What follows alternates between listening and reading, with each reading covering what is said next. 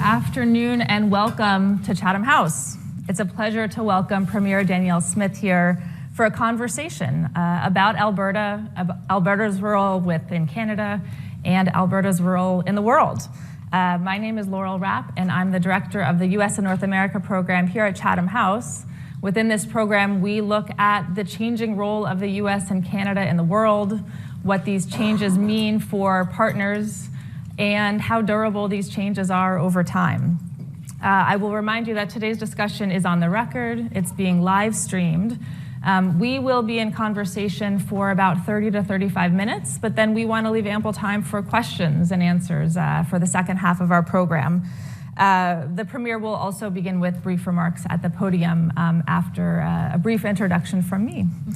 So welcome, Premier Smith. Danielle Smith is a proud Albertan. As leader of the governing United Conservative Party, she was sworn in as the 19th Premier of Alberta on October 11th, 2022. She represents the riding of Brooks Medicine Hat in the Legislative Assembly. Before re-entering politics, Ms. Smith worked extensively in the media and in business, most recently as president of the Alberta Enterprise Group. Before that, she was a radio host with Chorus Entertainment for 6 years.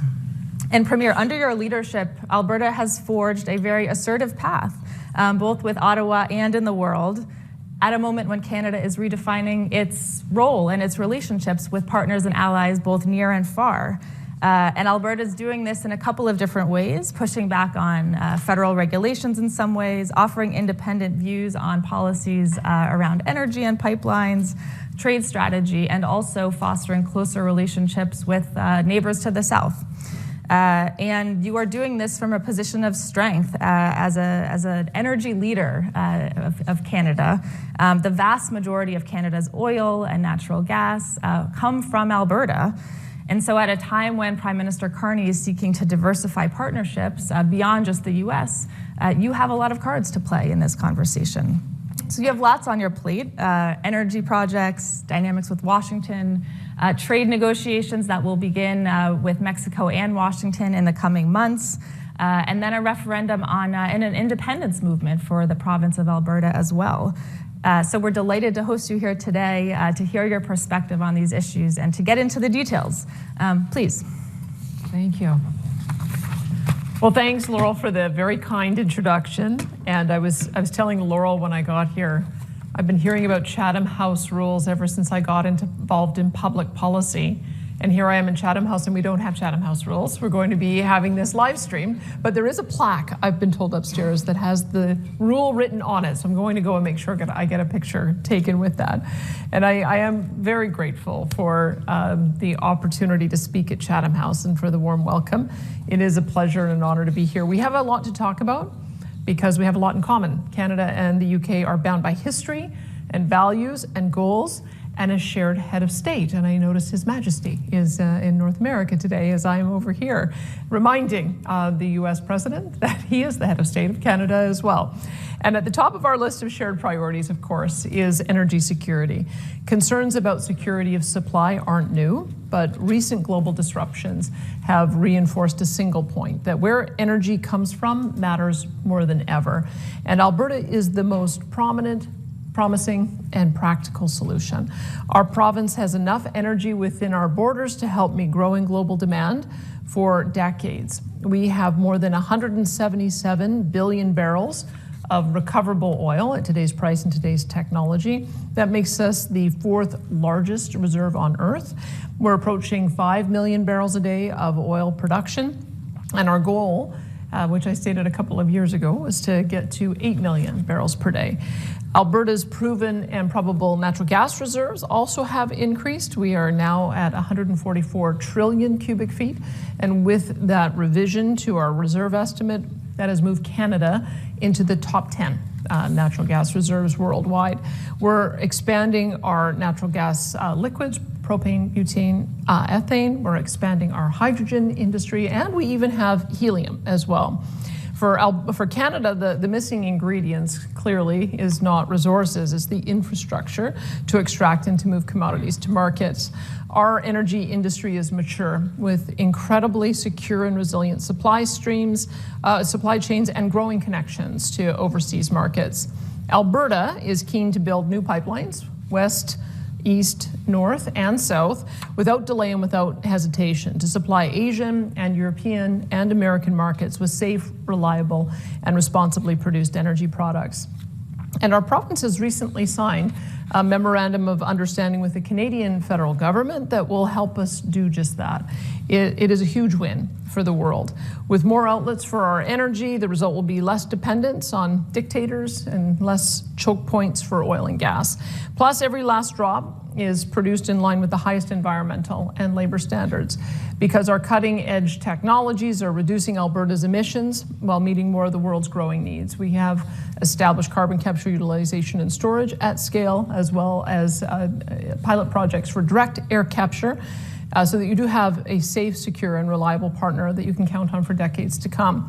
But it also applies to other resources as well. We are leaders in renewable energy. We have more installed wind and solar in our grid, in our region of Canada than any other province. We also have growing geothermal. In fact, I was here in, our first stop was in Germany, where we have an installation by Ever as an initial geothermal a project that's going to use modern new technology developed as a result of some of the drilling technology and engineering that we have in Alberta. And Canada also has abundant reserves of critical minerals. And here again, Alberta is out in front. Recent land surveys in our province have confirmed that we have some of the largest lithium reserves on the planet. We value it at probably about $1 trillion at today's technology from the brines that are hosting it. As well, we've got titanium and vanadium. I am told, also have uranium, although it's our neighbor Saskatchewan that is they are exporting 20% of the world's need for uranium, and I think they intend to continue to be a leader there. But it is also a trusted partnership that we have that extends into defense and aviation. Alberta is a national leader in unmanned systems with some of the world's top testing ranges. We're already helping to strengthen the British military. In fact, the UK has been in Alberta for more than 50 years. The British Army Training Unit happens to be in the constituency that I represent. You may have heard of Suffield, and that's the training base. We're also home to several Canadian Armed Forces bases in Alberta with unmatched expertise in cold weather operations. You're likely to hear more about Cold Lake, but certainly Edmonton and Wainwright as well. And this lets NATO nations test in near Arctic conditions. In civilian aviation, Alberta is drawing big investments from de Havilland. We had a partnership with Europe in buying the first 22 water bombers from de Havilland, and Germany's Lufthansa Technik that is going to be doing the refurbishment of engines out of a new facility that's set to break ground next year. They're also expanding our aircraft assembly, maintenance, and repair capabilities on a large scale. So we have a lot going in our favor. Alberta's on track to take the most of these advantages, and it's happening through close cooperation between the provinces, the federal government, Indigenous partners, and our allies, which of course includes the United Kingdom. So I look forward to this discussion today. Thank you so much, Premier.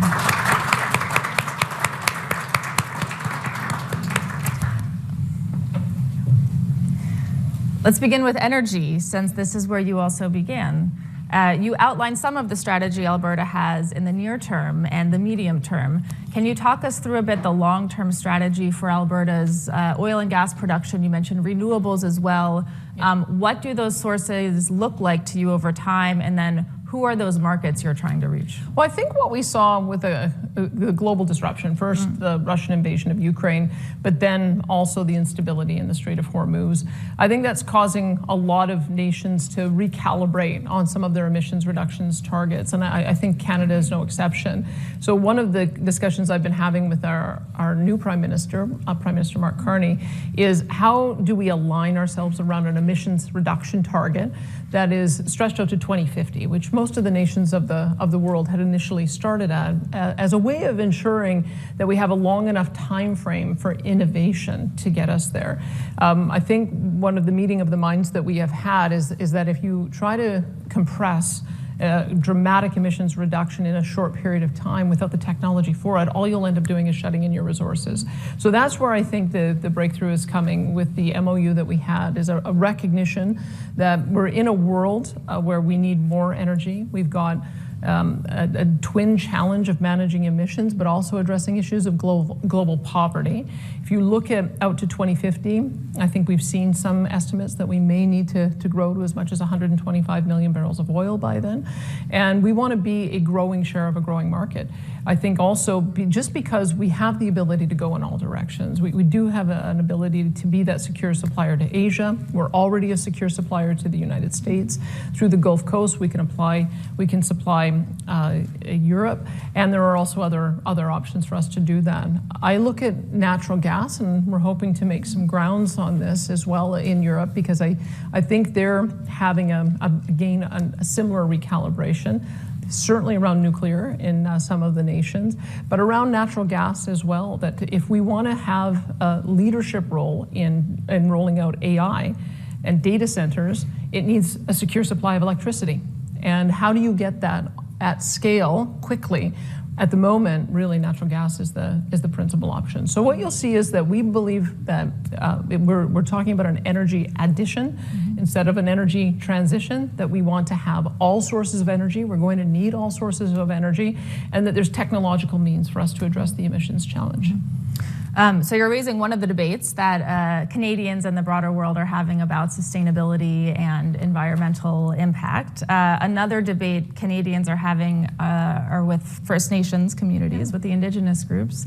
Can you speak a little bit about how that conversation is going and where you see it headed? We're very proud. Who have come out in opposition to the pipeline plan right now to the west. Well, I would say that there is an advocacy group funded by environmental foundations that have come out against oil and gas development and pipeline development. And we need to distinguish that from those who have elected and legitimate democratic support of their people. And the conversations are different.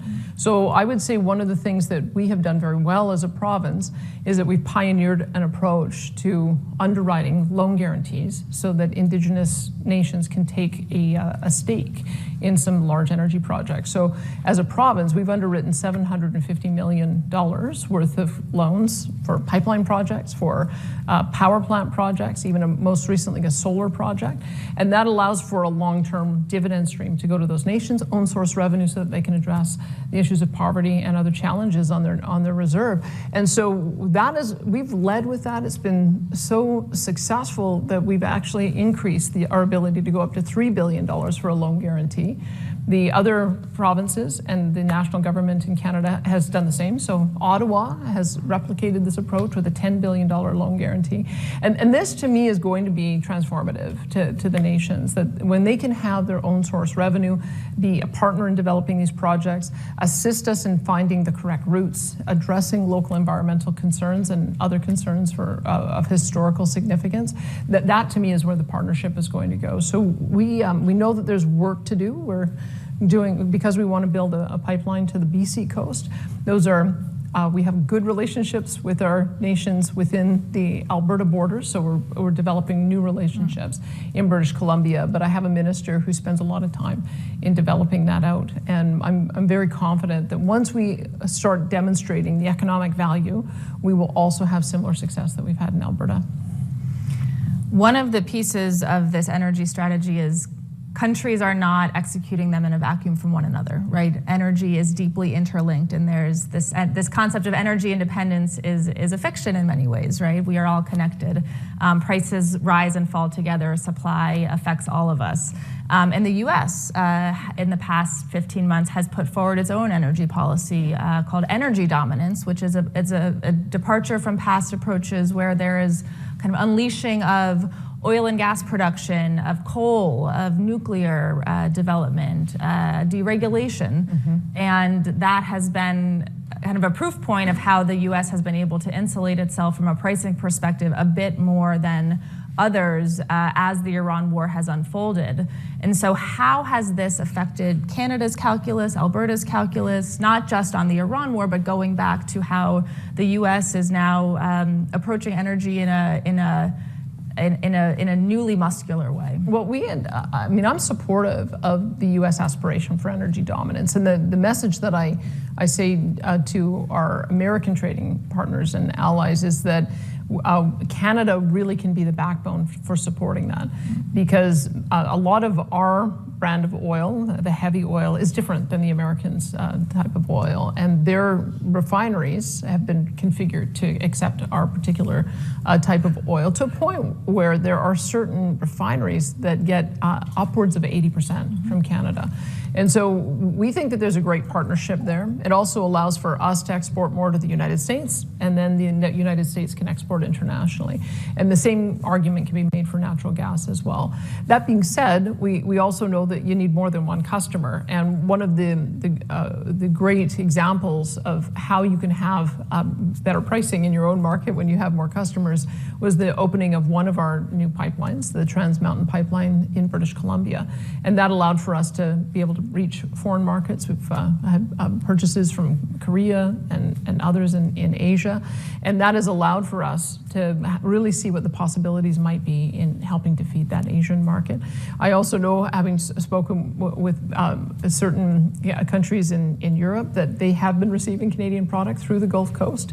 When you put it on a tanker, it can pretty well go anywhere. So that's also allowing us to already reach the European markets. And when I do trips like this, one of the things that the first things that we talk about is energy security, energy diversity. How can countries that are reliant on imports, how can they have a better partnership with Canada for that? So that, I think, is a major change in the discussion in the last year and a half.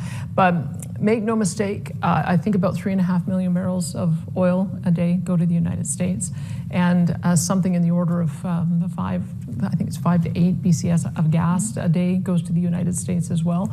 So they are going to continue to be a foundational partner for Canada and for Alberta in particular. But I think everyone is looking at how can we also make sure that we're providing other allies with this really vital fuel source too. Do you see those levels changing as relationships with Washington change? Well, I mean, the thing about building a pipeline is it does give you a lot of security in the market. And to give you some idea, we have about $188 billion worth of cross-border trade that happens between Alberta and the United States. I don't have the numbers in front of me, but I think our relationship with the UK is in the hundreds of millions. So that gives you some idea when we talk about how we want to double our export capacity to other markets. I mean, that's part of the reason, is that I think we did become very reliant just because of proximity. It makes sense that your first relationship would be with the neighbors who are closest to you. But there's lots of room for us to be able to increase our exports and have more bilateral trade with other countries as well. And one of the things energy has provided Alberta is a sovereign wealth fund, right? That Alberta has managed since the 1970s. And we've seen in the last week, Prime Minister Carney has introduced a new sovereign wealth fund for Canada at the federal level.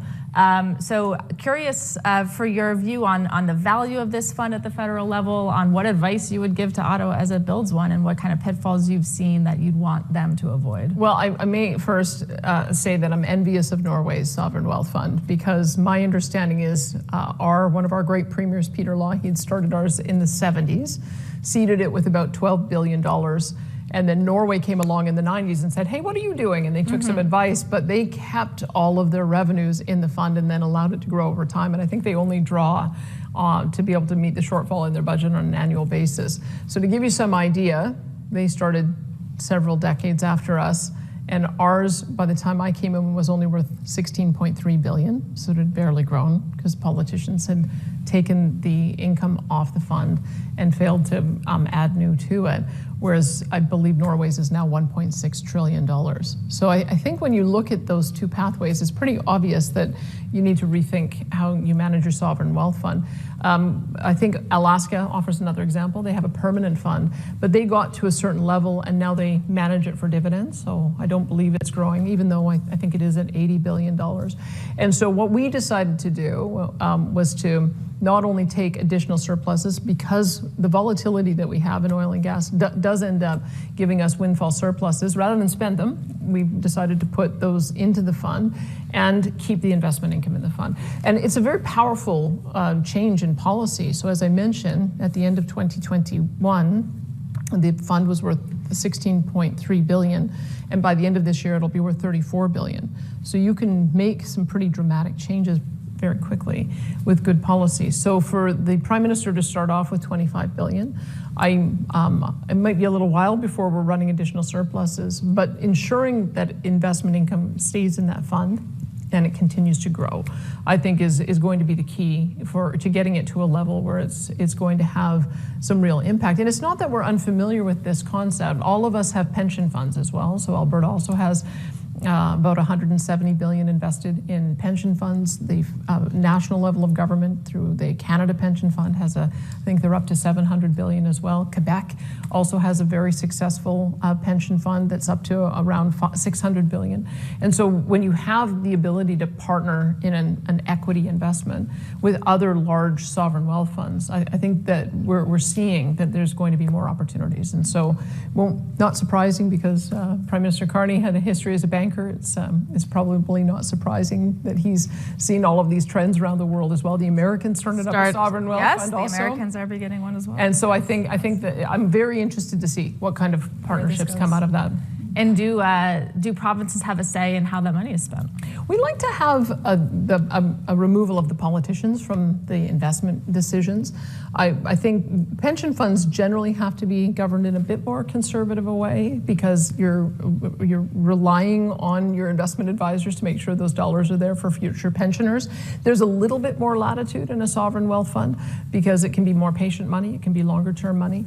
We just want to maximize returns. That's been our direction to our investment fund managers, is make sure that you're investing in projects that over time are going to deliver the best returns. And I'll be interested to see the approach that the Canadian fund takes, because I'm reading all of the commentary on how Quebec does their fund, and Quebec has used it to endorse and develop national champions. So Quebec has had a portion of the fund used to invest in their own businesses who have become international leaders in their own right. And so I don't know that I know exactly what the investment fund strategy is going to be for the Canadian fund, but there's a number of different models to choose from.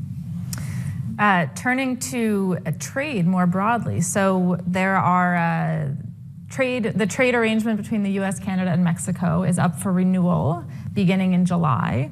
The U.S. and Mexico have started to have bilateral negotiations.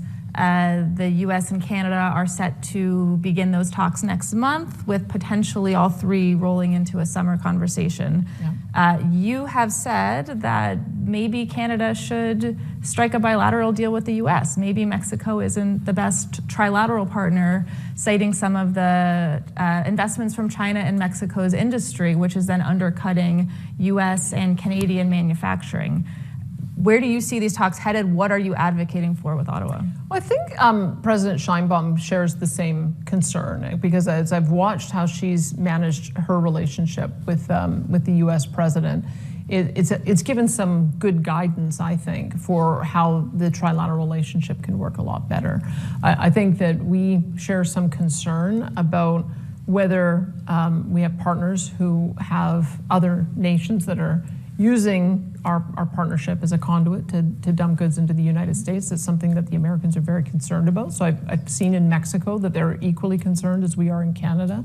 And I think we're also concerned about manufacturing leaving our country and going into Mexico in the same way that the Americans are as well. That's an American concern too. And so I think that that's just been historically what has developed, is that there's been some tensions in the relationship. But I see that President Sheinbaum is taking a very proactive and positive approach to managing the relationship with both the United States and Canada. And I hope that we can have a better trade relationship with Mexico than we have historically. When you look at the trade flows, they almost look like two bilateral trade agreements, because Canada and the U.S. have about $1 trillion between them. Mexico and the U.S. have about $1 trillion between them, and there's very little trade between Mexico and Canada. So I did a trade mission to Mexico, and we just said, is there some way that we can change this relationship? And so they sent a delegation up to learn a little bit more about how we do oil and gas development, how we're using geothermal, how some of our drilling techniques, whether there might be an opportunity for us to export LNG directly to Mexico from our new LNG facilities coming off the West Coast. And so I think that what you'll see is that there's going to be more opportunity for us to do direct trade. In Alberta as well, one of our one of our premier railway companies, Canadian Pacific, merged with Kansas City. And now you have CPKC that can go all the way from Alberta all the way down to Mexico. And we're beginning to see how that additional transport line is increasing trade. So I would say that leadership matters. And we now have 3 different people at the table than we did a few years ago. And from what I'm seeing, there's, I think, a real opportunity to renew that relationship in a positive way. And especially if this deal can address investments from beyond these 3 countries, right, from China and otherwise, that would be something that would allay concerns that you would have for Alberta. Correct. I mean, I think it's no secret that with some of the trade tension that Canada and the U.S. have had, is this fear that steel and aluminum coming in from China is making its way into the U.S. market and depressing their ability for development. And we don't want, I mean, we want to be mindful of that too. And so you've seen that Canada has responded in some ways to address the American concerns. I think Mexico has as well. And I think what you will see is that, again, just because of proximity, Mexico, Canada, and the U.S. are all going to have the largest amount of trade amongst themselves. But I think all of us are looking for international opportunities also. So this is a broader foreign policy question too, right? It's not just a trade question in the immediate neighborhood. Does Canada does Alberta have a foreign policy? And what is it? And how do you choose to animate it with the leverage and resources you have? You know, I would have to say yes. And part of that is because Canada has one of the most decentralized federations in the world.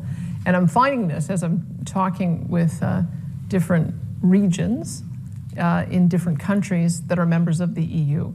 That we as a subnational government have a lot more latitude to make our own decisions on a lot more range of policy than even some of the European countries do.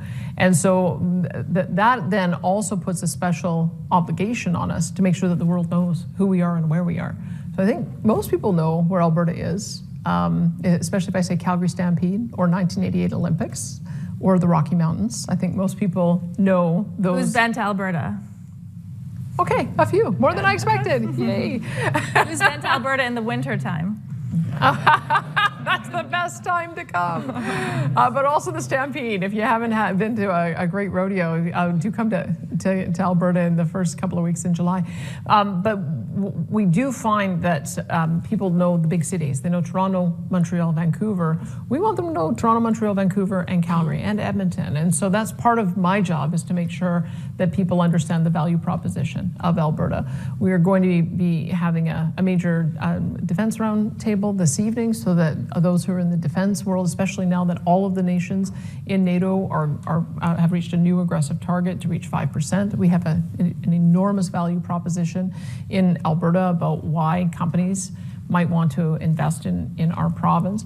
But we also have a Travel Alberta roundtable tomorrow, and we offer more direct flights around the world. I think we're over 100 direct flights, many of them coming into Europe and the UK. So we've got a direct flight to London, and so it makes it easier. And when you have that ease of travel back and forth, it's easier to do business back and forth.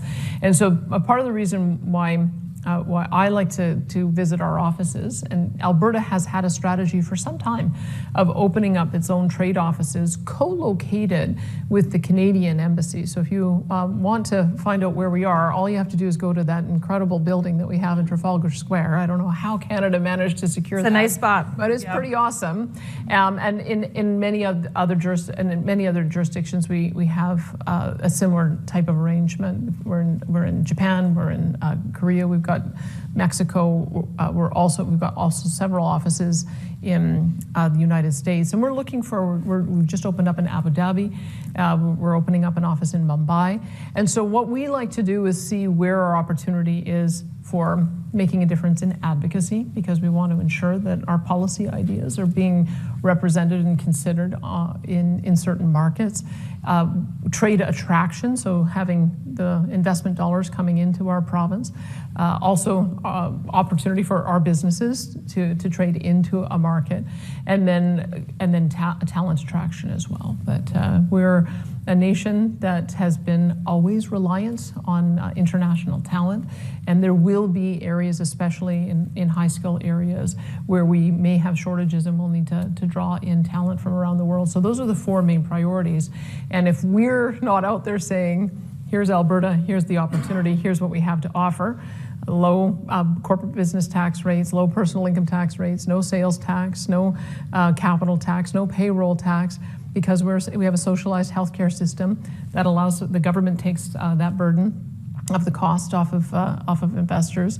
We've got low housing prices. I've got 6 of the 10 most affordable housing markets in Canada are in the province of Alberta. So young people can buy a house, not on an 85-year mortgage, but on a 25-year mortgage and have it paid off.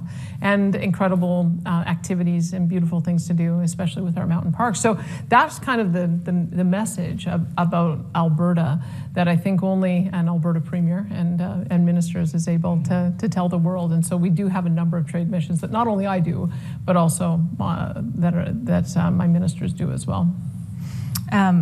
I'll ask one more question, and then please begin to think of your questions as we move to the audience. Alberta has many of these things. Alberta also has a separatist movement, which is not necessarily growing in size, but perhaps growing in visibility.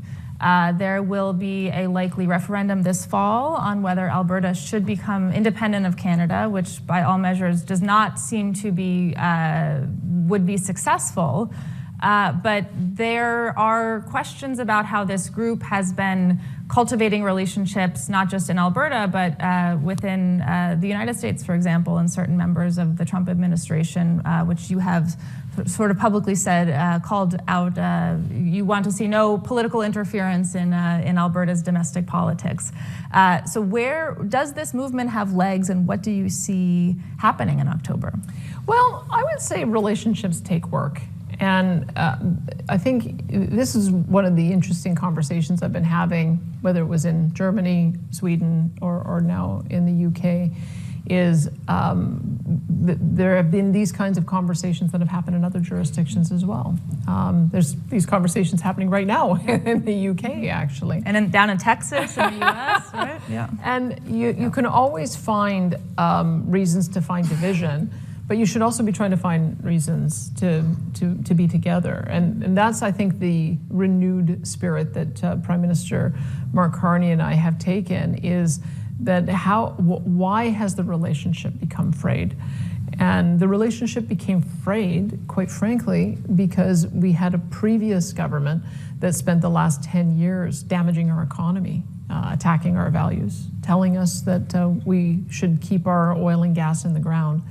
And because we have a system of equalization payments and we overpay into Confederation, using that money to subsidize the rest of the country at the same time as choking off the supply. So that, you can imagine, creates a lot of tension when anyone feels like their livelihood is at risk, that their investment's at risk, that they may not have a job, that their kids are moving away because they can't get a job, that there isn't opportunity to aspirationally buy a house and take care of your family and your community. Those things cause tension.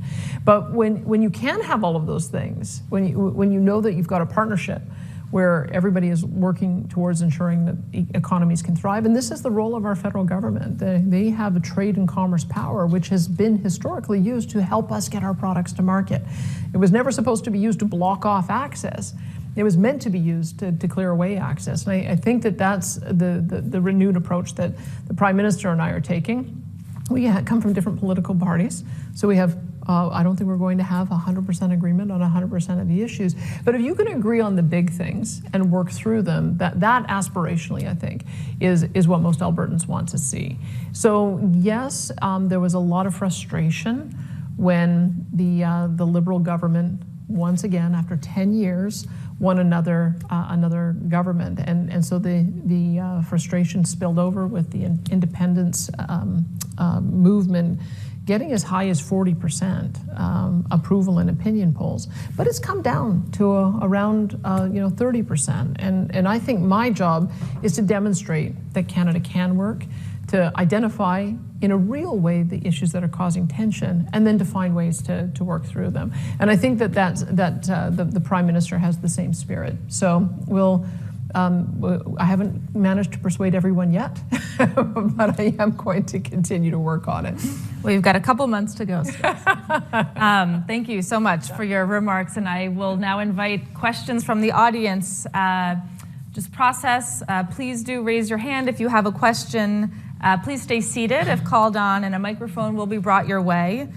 Please identify yourself before you ask your question. And just a reminder to ask a question with a question mark at the end instead of a comment or a statement. And we'll also be taking a couple of questions from online as well. Great. Let's start back in the far back, please.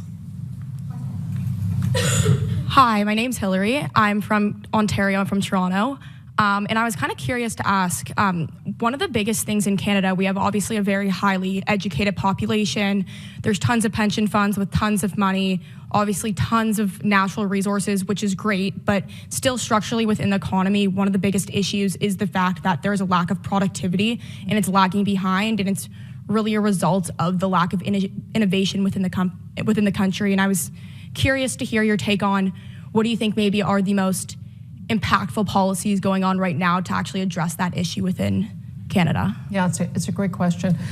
I think what happened in the previous government under Justin Trudeau, he was worried about growth. And so his answer to, if you want more growth, you just need more people. And so that's why we kind of went away from the more conservative immigration policy that we'd had over the previous 40 years. And we started seeing 2 million people a year coming into Canada. So just by comparison, it used to be about 500,000 a year. And then under Trudeau for the last 3 years, it increased. But that also created problems in itself, because if you're not bringing in individuals who are highly skilled, highly trained, and able to do the high value work, then you're going to see that your population is growing faster than your GDP. And that's where we've gotten to right now. So I think the new Prime Minister realized we had to change that. That's why international students have been dialed back, guest workers have been dialed back, asylum seekers have been dialed back, and there's a renewed focus on trying to find those economic migrants, which I think is going to be welcome, not just in our province, but across the country, because everybody faced the pressure of seeing growing costs without seeing the growing revenues. Where I think the new thinking is going to be in countries that have low birth rates, like Canada, I'm sure this is going to be the case in other countries as well, is how do you use robotics and AI in order to make each worker more productive? And there's a lot of work that we have to do on that front, because people are always nervous when there's new technology. And the way I have put it is that don't fear that AI is going to take your job, but do know that those who know how to use AI are going to have an advantage over those who don't know how to use AI. And so we have put out a call to the world saying we want to be a center for AI data center investment. And we also want to be using it as well so that we can demonstrate how it's going to make workers more productive. So my technology and innovation minister, Nate Glubish, he gave a great example, and I don't know how much this will resonate in this room, and maybe those of you who are involved in governments will find the same thing. Most of the work of governments are done on Excel spreadsheets or databases that don't talk to each other, or legacy systems that again are so old that they have to be replaced. And one example we had is we wanted to figure out how much property we owned in government, what our real estate was. We had 2 different databases and 2 different Excel spreadsheets that had this data. One of our workers went through an AI academy. We've created our own proprietary learning tool for AI for our civil service. And then he came back and said, okay, well, I've got to build a program so I can enter all of this into a single database. If he had to do it manually, it would have taken 15 months. He ended up creating a program that was able to import all of this data within a matter of days or weeks. So instead of spending tens of millions of dollars in trying to get this done, I think so far merging the databases is going to cost something like $2.7 million. And now we're going to be able to use the information. So we've got all kinds of examples of how data is going, and AI is going to assist our public servants in doing their work. He didn't lose his job. In fact, now he has the data in one spot so that he can figure out how to use it and maybe get a higher value in how we manage our properties. Or maybe we sell low value properties so that we can generate revenue. And there's going to be thousands of cases across our government where individuals are going to be making those kinds of decisions. So if you spread that, if you sort of take a step out and realize that every single business has that same value proposition, is how do you take the way you've been using data, find a way to use it better, and empower your employees with this external intelligence, then I think that's going to solve the productivity problem. I think that's at the heart of it. And so we just have to make sure that we're addressing the legitimate and real concerns and uncertainties that people have when they see these kinds of developments in their community. But I feel really positive about how we're going to be able to use it. Let's go back here on the left side. Thank you. Andy Burwell from Worley. Worley, we've got about 3,000 odd people in Alberta, and we're very proud of our heritage there. Question extending on data centers. Yeah. Obviously, globally, hugely competitive, trying to attract data center investment. Mm-hmm. Where do you think are the kind of barriers for Alberta versus the rest of Canada, but also the rest of the region in attracting that investment? Because obviously it's a huge challenge for the nation, for the province, but also for communities as well. Yeah. Well, this is why I've talked about a recalibration around policy that we're in the middle of with the Prime Minister. And I think we do need to start this conversation with the UK, and we need to start this conversation with Europe as well. Everyone seemed to get very ambitious about how quickly they could get to net zero emissions. And so they were putting forward targets of 2030 and 2035. And you just can't develop technology on that kind of time frame. And so if you have a long enough time frame, then you've got businesses that will make an investment, and then you can transform the world in 20 or 30 years. And so what I would say was the real problem with attracting AI data centers in Alberta was the previous government had a policy that we had to have a net zero power grid by 2035. Now, some are able to do this. I mean, France is mostly on nuclear, so they're probably pretty close to being net zero. I don't know what their other energy mix is. Even in our country, we have some provinces who are mostly nuclear and hydroelectric power. But Alberta started off 90% coal. We just phased out our last coal plant last year, and then we'd switched to 90% gas. And then for the federal government to come along and say, you basically have to be off that by 2035, you can imagine what kind of damage that did to our investment climate. And why I say we need to have a rethink about natural gas is when you look at the incredible power needs that AI data centers have, we have about 12.5 gigawatts of power at our peak. That's what we can produce. That's what our people consume. We have 20 gigawatts of demand from AI data centers who want to operate in our market. And so that just gives you some scale of the power. All your consumers and all your industry times 1.5. That's what the potential demand could potentially be. So how do you get that much power? Well, nuclear takes about 10 years to build. We probably won't have that on until 2035. Small modular nuclear is aspirational and expensive. Hydroelectric, there was a hydroelectric project in our neighboring province of British Columbia that they started talking about it in 1954, and it's now just been built in the last year. And wind and solar in our province, we're very sunny, but wind only works 10% of the time, or solar only works 10% of the time, and wind only works 30% of the time. So you have to have something as the backup. And what is that backup in our province? It's natural gas. So that was what we were finding, is that the cost-effective way of bringing electricity on is natural gas.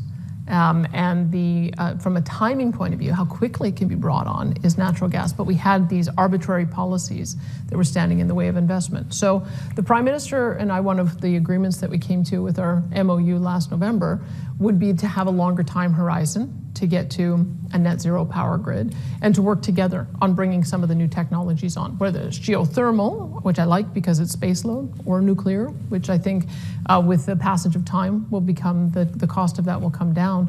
But in the meantime, natural gas with carbon capture, utilization, and storage can get us a lot of the way there. And that's part of the reason now why, as soon as we announced that agreement, all kinds of proposals came forward. The second part I'd say is in addressing some of the legitimate local concerns, we have to make sure that our power prices stay low for our people, because we know that an affordability crisis can be very destabilizing for an individual household, but also from a government point of view. And so making sure that when these data centers come, that they're partnering with a company who will build the future power. That's one of the proposals we put to them, is that build your own power, and if you have excess, sell it back to us. And that creates the win-win, because then we have the investment, they get the first dibs on the power, and then if we can also get additional power, that will help our other industry and our consumers.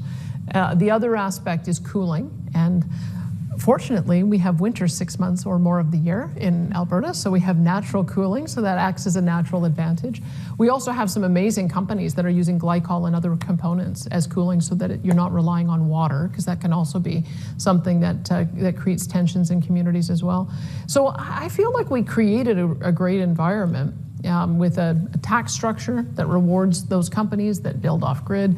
We've got a free enterprise system for doing generation. We've now created a policy framework that attracts natural gas, and we've got a number of different proponents that are actively looking at siting. So there'll potentially be a couple of announcements here in the next short while, and I think that will demonstrate that we've been successful in attracting that in. But it goes back to the other answer I gave earlier. We have to show that we know how to use it, and we have to speak the language of the hyperscalers so that they know that we're serious about being a leader in it as well. So we want to be able to not only build the data centers, but also develop the use cases for how we're going to use them as well. Yeah. We'll take one more in the room, and then I'll go to a couple of online questions. Let's come over here. Chris. Thank you very much, Premier. It was interesting to hear about the possibility of a kind of... If you can introduce yourself as well. I'm sorry, my name's Chris Aylett. I'm a research fellow here at Chatham House in the Environment and Society team. It was interesting to hear about the possibility of a kind of independent Albertan foreign policy. I'd be interested to know, under an Albertan foreign policy, would you have done what the federal government did, PM Mark Carney, in terms of going to China, warming up that relationship and reducing tariffs on Chinese electric vehicles? Thanks. Well, I can tell you that we don't have a lot of pickup on electric vehicles in Alberta. I think it's only about, and maybe it's because of what I'd said earlier about 6 months of winter and deep snow, and people need reliability when they're traveling long distances. So the issue around electric vehicle from a consumer point of view is not, we don't have a lot of people in Alberta clamoring for that. I know that there are other provinces who feel a little bit differently. I thought it was interesting to hear Prime Minister Carney talking with Ontario about whether vehicles could be manufactured in Ontario. So we've used that model many times before, where whether it's Hyundai or Toyota or GM products that have been built in Ontario. So I don't know if that will work with the Chinese products. I have to do a little bit more research on that. But we've been supportive of trying to find those areas that will not create trade tensions with our biggest trading partner, but will also, and also will not create national security issues. So anything around like Huawei and them wanting to be on our grid, I think we've established quite clearly that we won't be doing that. But is there any harm in selling canola and canola oil to China? We think not. Is there any harm in selling pork and beef to China? We think not. Is there any challenge in buying some of the manufactured goods that would come into our retail stores from China? Probably not.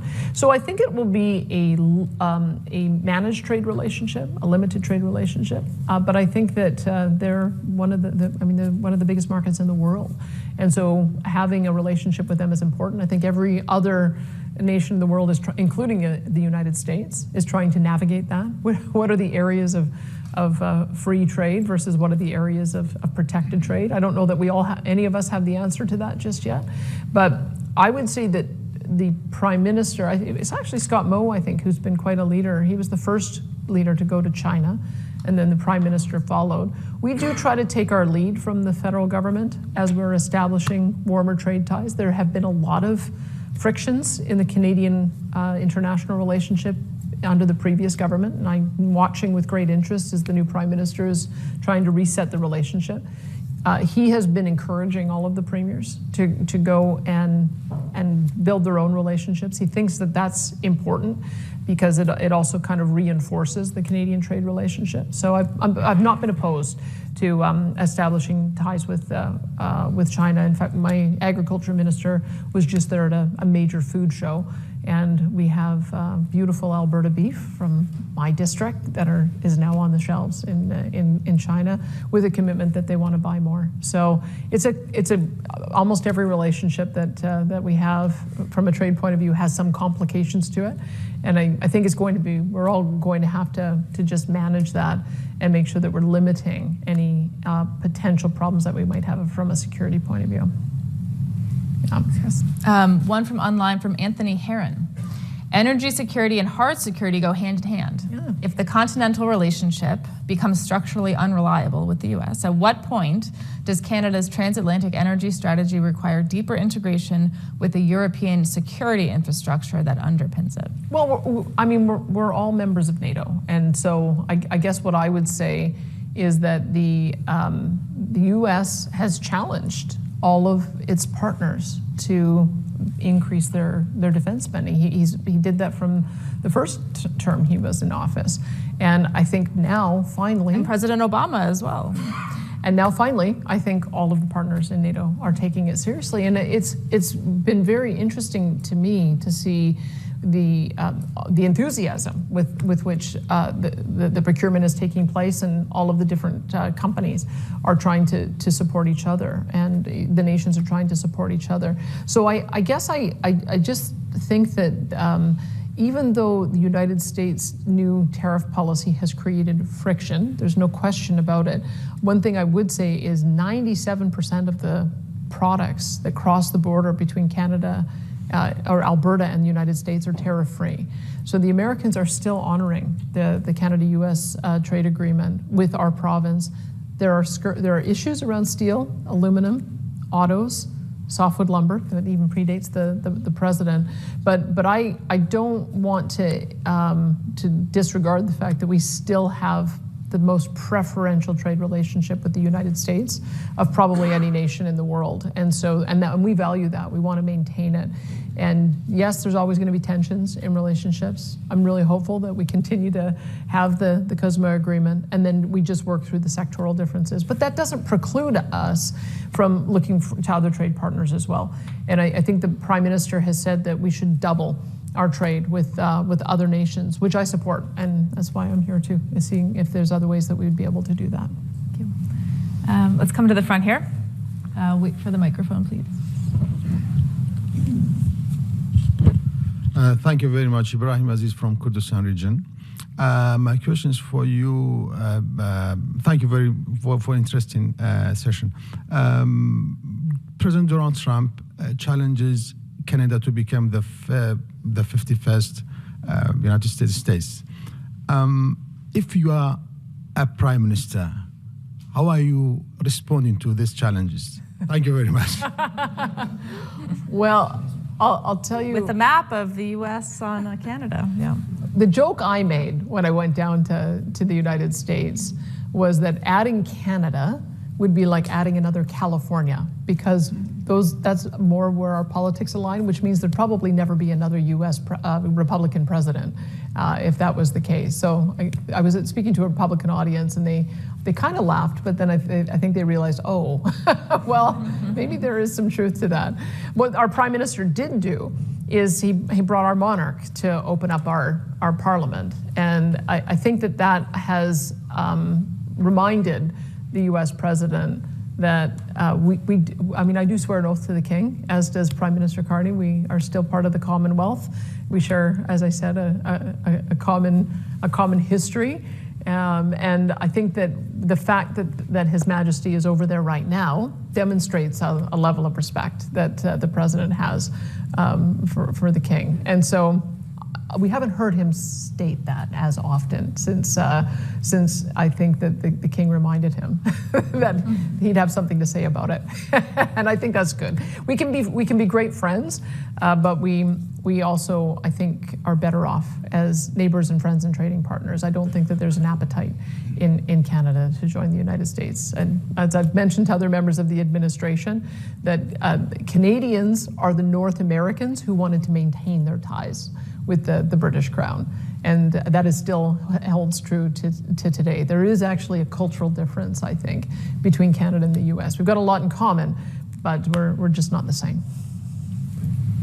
We'll come back over here, please, in the white shirt. My name is Richard Castle. I'm head of legal of Miliband. I'm from New Zealand, which is also another Commonwealth country. I really enjoyed your talk today, particularly about the energy sovereignty and then the energy production from Canada. It was quite a good sales pitch. I'll be sure to buy a few barrels or gallons of.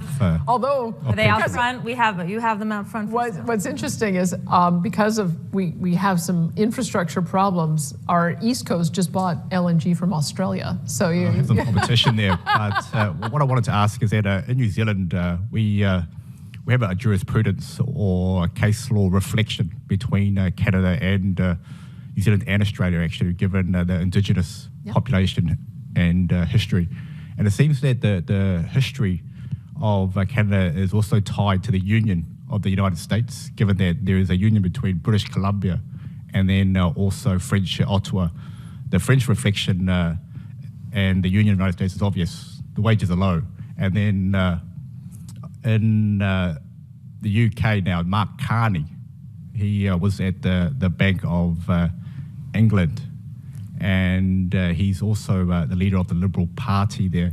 So it seems that the dominance of the Conservatives in the UK, and then also Mark Carney's outrageous May I just policies. Ask, we're running a bit short on time, so just if you pose your question, please. After some of the changes in the Canada now, after the election of Mark Carney, are you able to just sort of give your opinion in terms of the renewed reflection, perhaps, of the Commonwealth and of Canada and the UK in terms of a shared history and shared values? Yeah, well, I think that there's something important there. That there was a movement before, I wish I could remember the acronym for it, that would have had sort of a free trade agreement between the partners of New Zealand, Australia, the UK, and Canada. There is a term for this, ANZUIC or something. Someone's trying to say.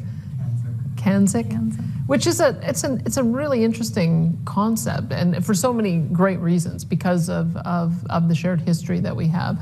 But I would say that one thing that the Prime Minister really does bring is he is liberal. But when he was Bank of Canada governor, he worked for Conservative governments. And when he was here working for the Bank of England, it was for Conservative governments. And so he's demonstrated, I think, the ability to work cross-partisan. And that is part of the reason why I think we've been able, even though I come from a Conservative background with my party, it's part of the reason why I think we've been able to find some common cause. Maybe that's just uniquely Canadian. I don't know, that we have different political parties that come together at our premier's table. And it's a consensus table, so when we do a communique, we always try to find areas in which we agree. Not every area, and sometimes there's a time to fight, but there's also a time for us to collaborate. And it could well be that there's a potential good opportunity for us to do that with the other Commonwealth nations. And that's a really wonderful way to end on for today, because we are out of time. Wonderful questions online as well as in the room, but thank you so much, Premier, for joining us today.